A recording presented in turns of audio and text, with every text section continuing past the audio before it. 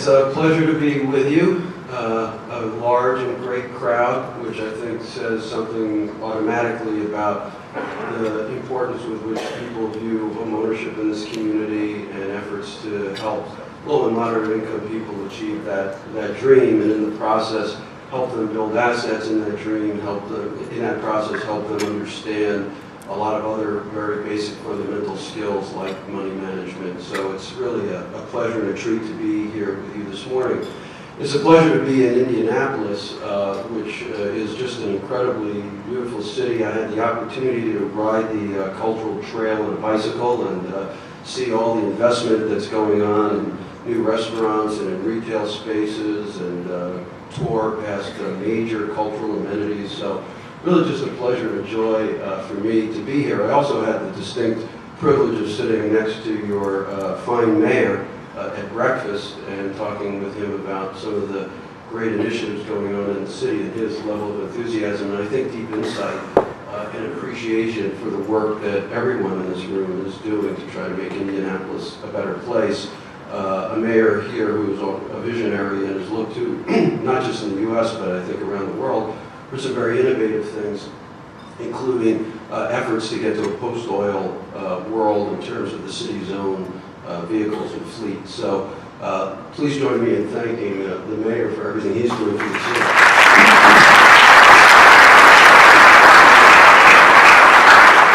The other person I'd like to single out before I kind of dive into my remarks is Laura Karlstadt. You probably all know who she is, but she is really a remarkable person. So I chair an executive education program at the Kennedy School where we bring in 50 leaders in the community development field, CEOs of community development financial institutions and community-based organizations of a variety of kinds. And it's a competitive program, so it's a challenge just to get into it. But within this group, and there's now been 6 cohorts, there's now 300 people that have been through the program. And Maura is served with distinction in this program and is viewed around the country as one of the leaders in the community development financial institution field. I serve on the board of the trade association, essentially 4 CDFIs. So Maura, for your leadership, for inviting me also, because I did enjoy the bike ride quite a bit. It's nice to be in a community that's such a community. Thank you. So,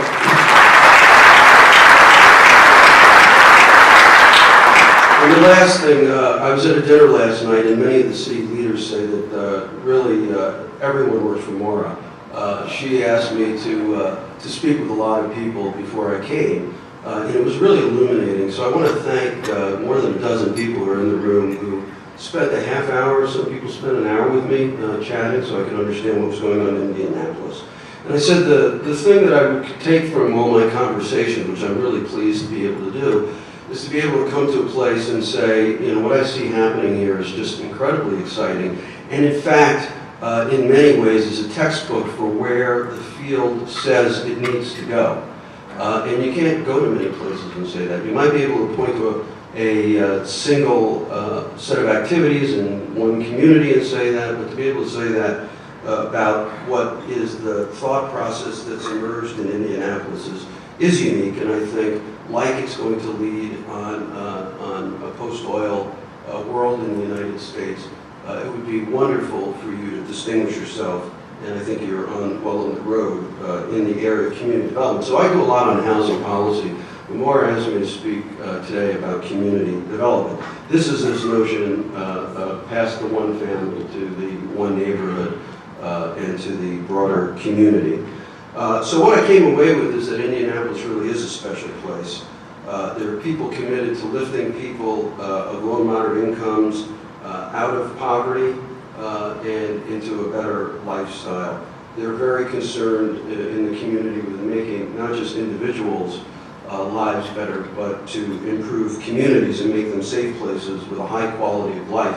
And this notion of a high quality of life just came up repeatedly in conversations. Part of this, I think, is because LISC actually, has gone to many communities to create quality of life plans. But that notion of a high quality of life is really where I think community development and to some degree housing policy are headed. In fact, in Mexico, that is the cornerstone of their policy. So it was an interesting parallel for what I was doing over the weekend. But I'd like to speak to you today about a couple of things. I'd like to talk first about the challenges that you confront when you try to turn around communities, and they come from two different directions, so I'll talk about that very briefly. But then I want to talk about why I do think it's a very exciting time in community development where there's reason for optimism, and why we feel that conditions have moved to a point where we're ready to do more and more to really make transformative investments in communities. And I think ultimately that's a very satisfying thing if through the individuals you're serving, you're also serving the entire community and making your city a great place to be. So let me talk a little bit about why I think it's a challenging time. And the challenges come from two directions. One is the challenge of success. So you're able to turn around an area, and in doing that, of course, you improve the quality of life. And we have a saying as economists that everything you do gets capitalized into the value of the home, negative or positive. It adds the value or subtraction of value. So everything you do good in the community, you can pretty much expect it's going to increase the demand for that community. Now there's limits to what people can spend, but when it comes to housing, it's remarkable, as I think you all know, how much of people's incomes they'll spend on housing because it's a basic need. So as you improve the quality of the community, you get into concerns around, it's I think poorly called, but it's an expression the mayor was talking about, waves of styles of thinking and acting. We call it gentrification, and that's one of those ones, that term just survived from the 70s. It's really about improving communities, but in that process, yes, you can have that. And I heard echoes of that when I talked to people here, that there were concerns that the downtown redevelopment, after many, many years of laying the groundwork, was really taking off. It was a train that not only had left the station, but was building a good head of steam. And in that process, you're getting this kind of level of increases in values and rents. But the bigger concern I heard, and this is, I think, the bigger challenge, in the scheme of challenges you want to have, gentrification is not as challenging as this other challenge, and it's the one I obviously heard much more about.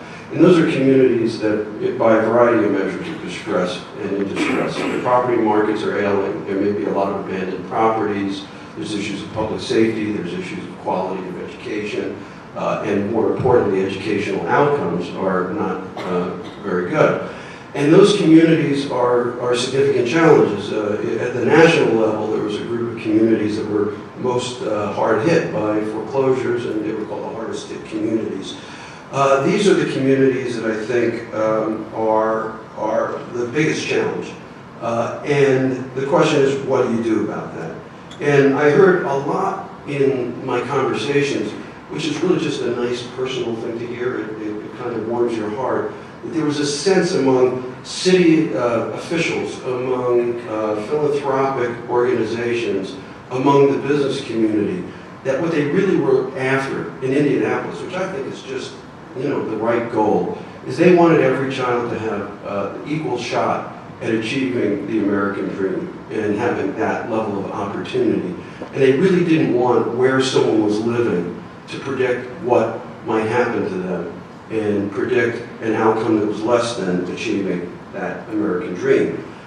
So that's the challenge, the bigger challenge. The bigger challenge is, how do you help communities that are struggling in a variety of ways, that have people of low incomes living in them, and many of them living in poverty, even though, as you know, a lot of people working full-time can fall and do fall under the poverty line. So let me, with that challenge, tell you why I think it's an exciting time, because I think, and I've described it last night as not a sprint but a marathon, but a marathon that I think we're further along than we were. I don't know, hopefully we're past Heartbreak Hill, if you know the Boston Marathon, but we're still struggling to get to those points. So the first thing I want to talk about, and it's based, if you're interested in this, you can read a book called What Works in Community Investing that was done by one community development financial institution, the Low-Income Investment Fund with the San Francisco Federal Reserve. It's called What Works in Community Investing. And it was an attempt to take stock. It asked academics, it asked practitioners, what do we know, what have we learned, what works? And the fact is, we have learned a lot of things. And I'm going to tell you after I go through this that maybe the even better news is I think Indianapolis is following essentially all these things, and it was very impressive to me. So what have we learned? The first is the importance of civic leaders from many sectors working together, including community-based organizations, and very importantly community-based organizations, because you need a vehicle to get things done. You know what you want, you have the money to do it, someone's got to get it done. For-profit businesses, mission-motivated for-profits, which can play a strong role in doing this. A good friend of mine, Mike Petries here, and I would put him in that kind of category. Local government and philanthropy.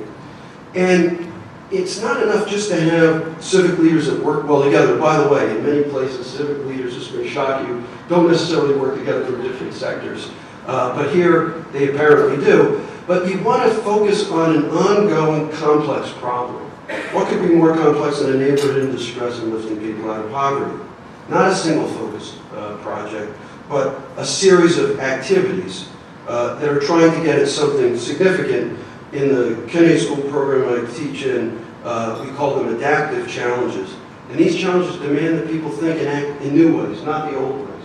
And I just saw people acting actually in what appeared to me to be new ways, but started to seem old ways in Indianapolis because they're so used to it. Al Smith, you know, as he said, he's part of the creation of this organization that we're all here to celebrate.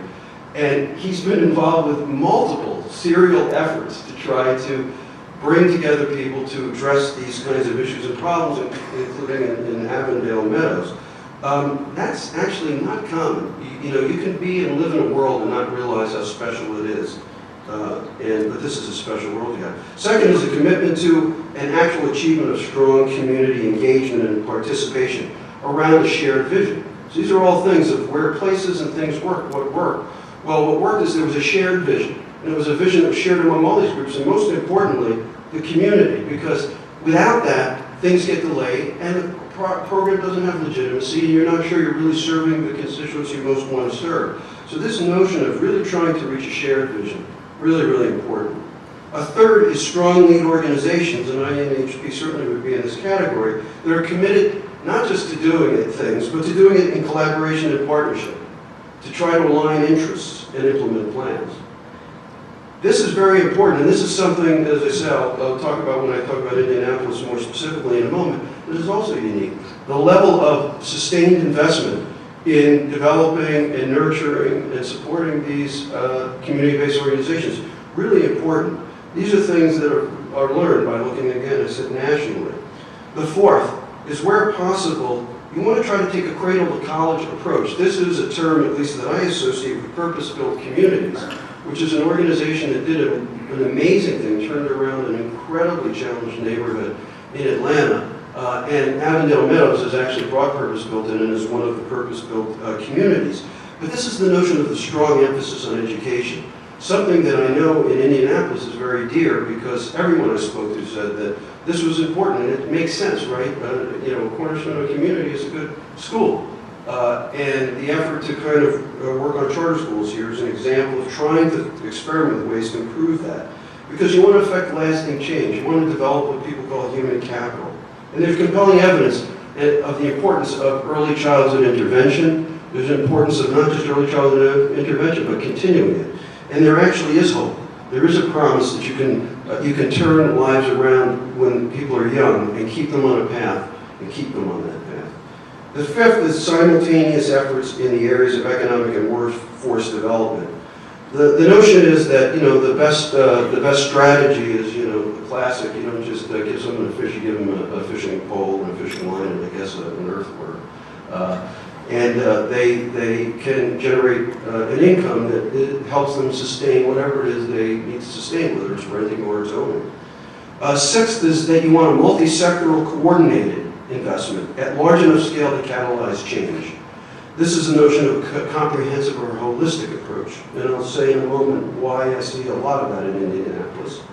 The seventh is an increasingly stewarded model. What I mean by that is that you put people on a path to homeownership, but you don't just say, there you go, you're on your path. You worry about what happens after they make that transition. You're available for post-purchase counseling. If they get into trouble with their loans, you're there to help them with their loans. If you are trying to create a community and change the community in ways that are increase income and rents that bring in and market rated people and people who are going to spend more and more in the market, then you want to try to lock down more and more of the housing in affordable use through the limited subsidies that we have, but that you know that people and residents in that community who have lower incomes are going to have a significant amount of the supply is going to stay for an extended period of time in low-income use. And the final one is the value of creating mixed income and mixed use places.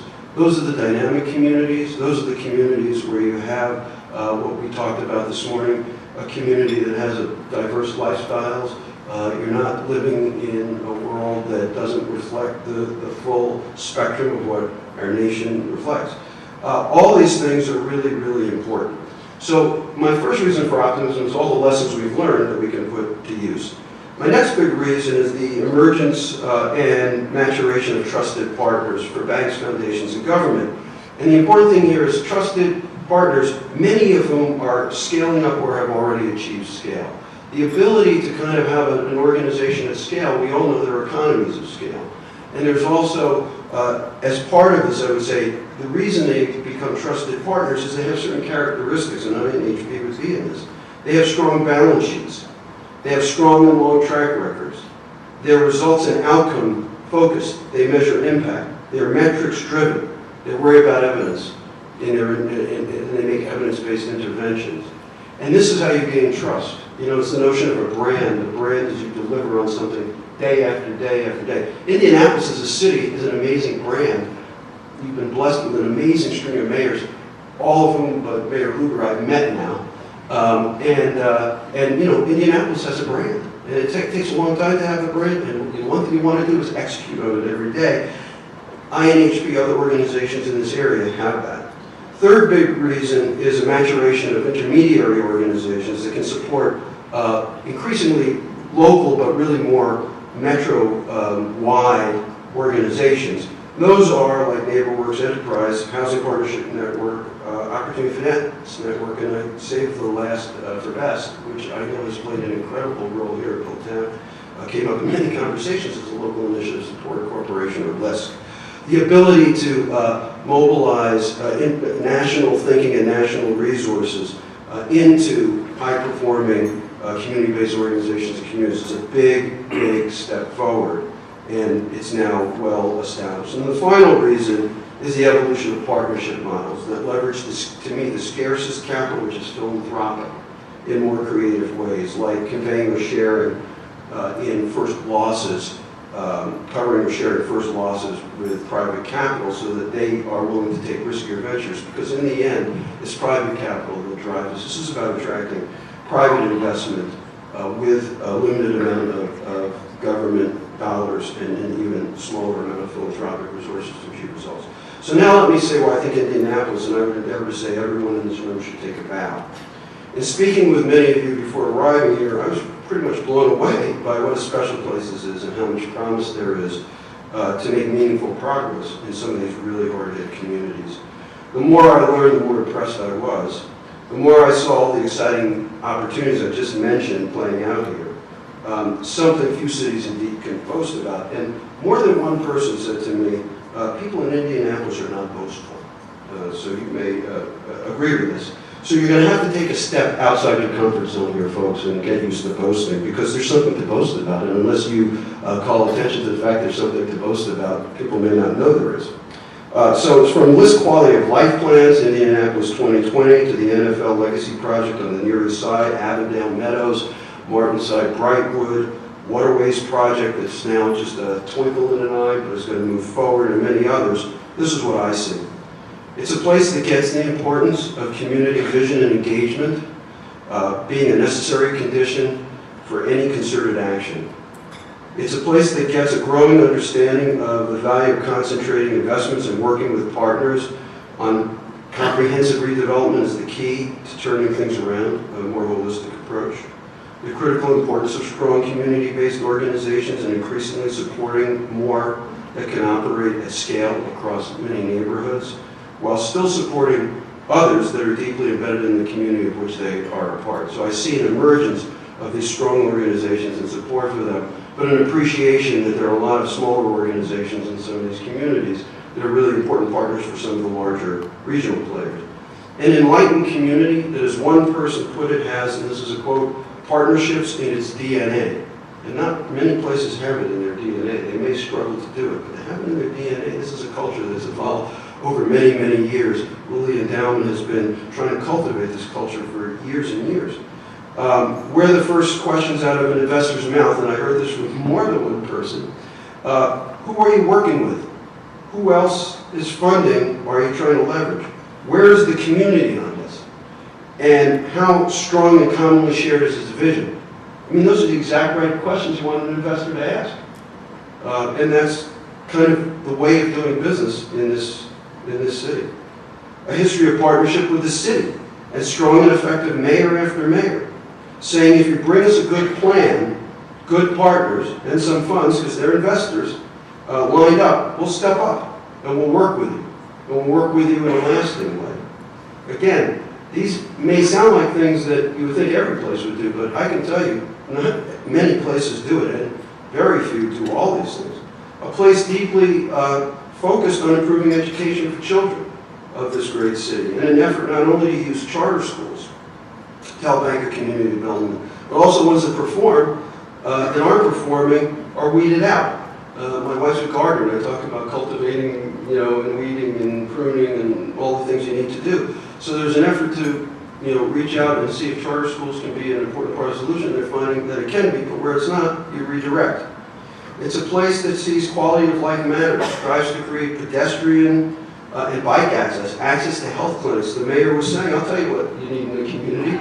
You need some good health clinics, you need community facilities, you need health center, fitness programming, you need the proximity to the neighborhood to competitively priced food, because, we now talk about food deserts and other things. And it's just amazing how, a mayor to really understand this and get this, who's working on, 100 and you might say 2,000 other things, it's impressive. A place, and one of the most consistent encouraging things I heard, where networks form and last to get things done out of the civic, public, and private leadership, all together. And think things like the Meadows Community Foundation, or the Legacy Project, think Lisk, Indianapolis, and INHP, and so many, many others. It was basically people getting together, not in a rigid way. There's a model out there that says what you need in a place is a resilient table where people come together like every Friday or every third Friday and meet and discuss. Really, a healthier ecosystem is one where you don't need that. It's so much a part of the culture that people just seem to get together when they need to, when they see an opportunity, they take it. It's like, if you're playing football and you see the open field and you know how to get to it, they take it. It's a place where a list of sponsors backing major efforts and specific facilities within everyone is long. You may think that's a problem, but in the end it creates a denser network. Anchor institutions step up to the plate.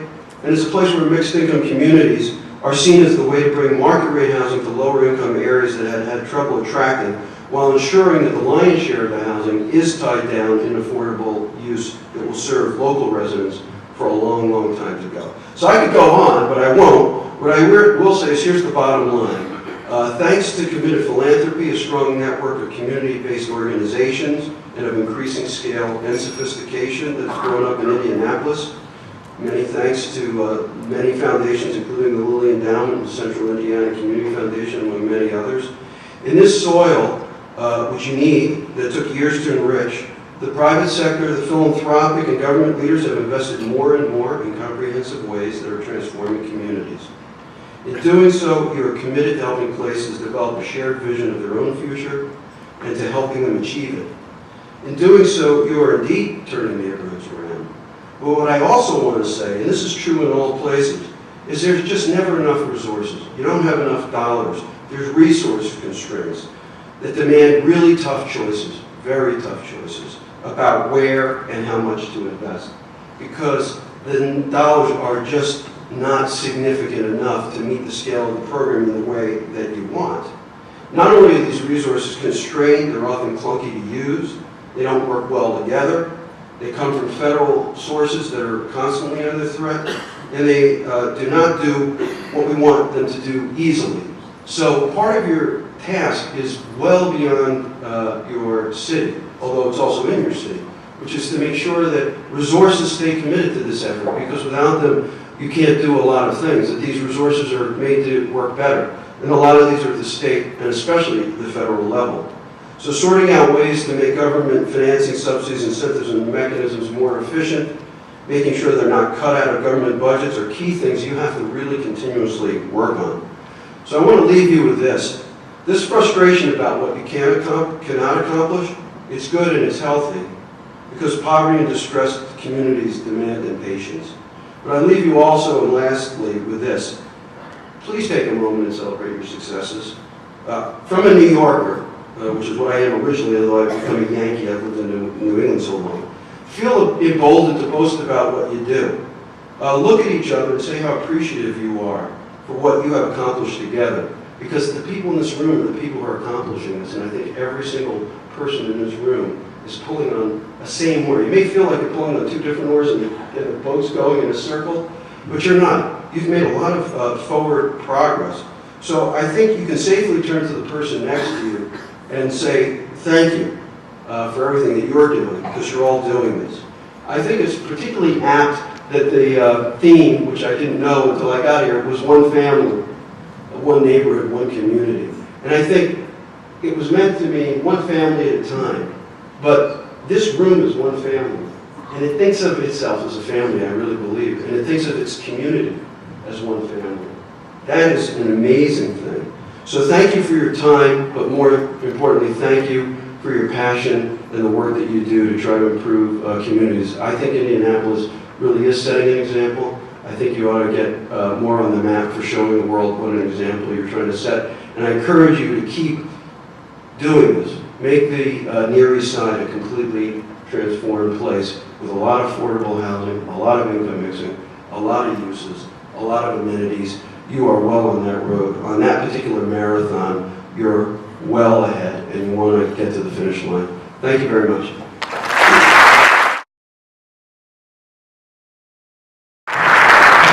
Good morning, ladies and gentlemen. Good morning. As you can see, we are the prime example of this video and all the help that we've received from a lot of people in this room who have given their heart and soul to help families such as me and my boys. INHP has been a tremendous godsend. Prior to us going through the process with INHP, we lived in an apartment above a business on Main Street in Beach Grove. At that time, their backyard was a parking lot and an alley. And every time I looked out the window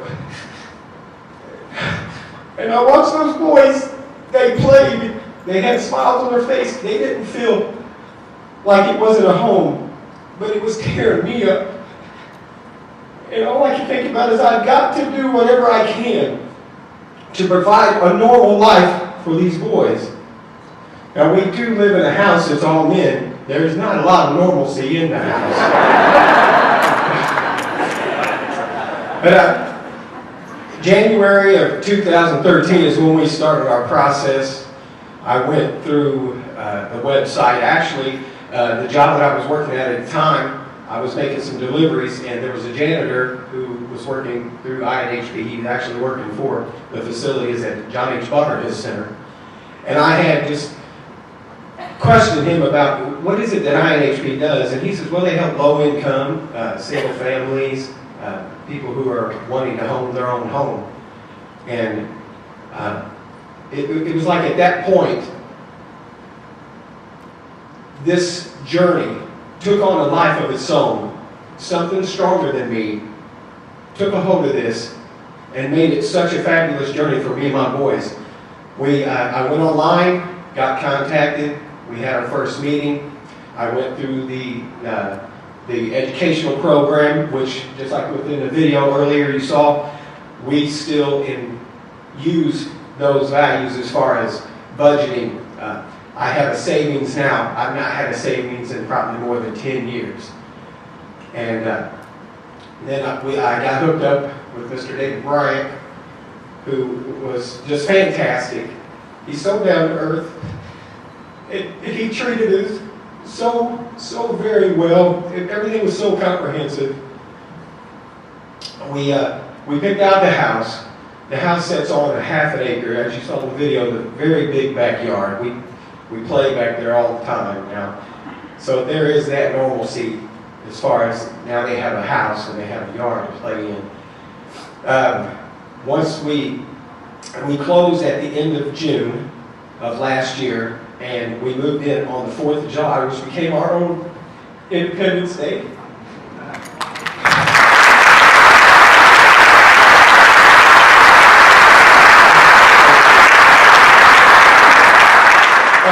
Throughout the whole process, my boys, I grew up as a fighter and I played sports. My boys have always saw me as this tough individual. But throughout this process, I've done nothing but cry.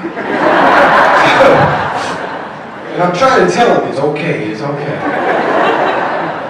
So about 2 weeks after we were moved into the house was beautiful, loved everything about it, everything, it was us. It was a perfect fit. About 2 weeks in, Jean Smith called me, and she said, "Bruce, I'm Jean with INHP, living the dream, and how's everything going?" I said, "It's going fine." And I said, "How are you?" She said, "Fine." She said, "Well, I have some good news for you." And I said, "Sweetie, I don't think I can handle any more good news." But she informed me that me and the boys had been selected for a mini makeover on the house. I tried to turn her down because I felt like we'd been blessed enough, but she was very persistent. And her and a group of individuals came out to the house. They not only painted the house, they provided us with new furniture. And I got a brand new bed out of the deal. I have never owned a brand new bed. Even when I could afford it, I wouldn't spend that kind of money because of my children. So, and you know, I was sitting there thinking, a bed means that much, and it just kind of blew me away. And the thing that I come back with is, like I said in the video, I just am beside myself with so much pride that all these people have stepped forward, from INHP, from financial contributions, from everybody who comes together as a tight knit, and helped me and my sons live this dream. There's no words can describe.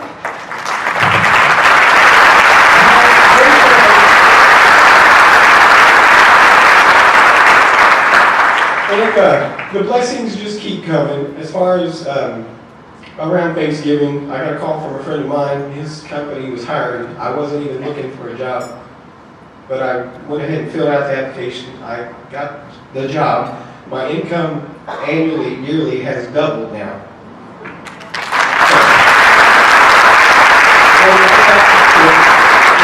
With the unbelievable blessings that have been bestowed on me and my boys, at this time, on behalf of me and my sons, I would like to donate $1,000 to the next Savior. Please